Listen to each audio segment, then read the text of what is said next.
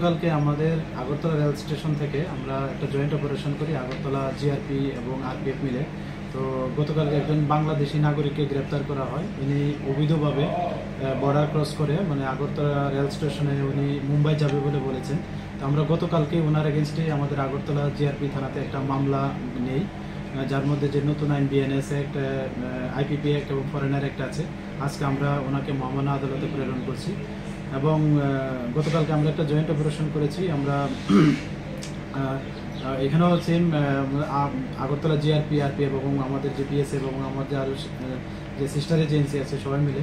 তো গতকালকে আমরা 30 কেজি 500 গ্রাম ড্রাই গাঞ্জা মানে সিজ করা হয় আগরতলা রেল স্টেশন থেকে, যেটা আমাদের আগরতলা আরপিএফ ওনারা লিড করে, আমরা সবাই একসঙ্গে। তো আমরা এটা নিয়েও আমরা একটা ইনকোয়ারি স্টার্ট করছি আমাদের আগরতলা জিআরপিএস, এবং আমরা দেখছি যে এটার সঙ্গে কে বা কারা যুক্ত আছে, এবং যারা এটার সঙ্গে যুক্ত থাকবে আমরা অবশ্যই তাদের আইনের আওতায় আনবো।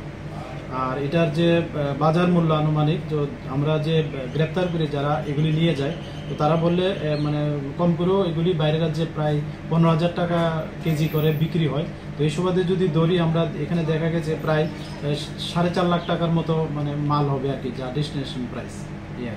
বাংলাদেশের নামটা কি? ওনার নাম হলো এমডি লিটন, উনি কুমিল্লা জেলার অন্তর্গত বাংলাদেশ। কাছ থেকে কিছু আমরা কিছু ডকুমেন্ট পেয়েছি, তো এগুলি আমরা খতিয়ে দেখছি, এগুলির সঙ্গে আরো কি থাকতে পারে আমরা দেখছি। Thank you.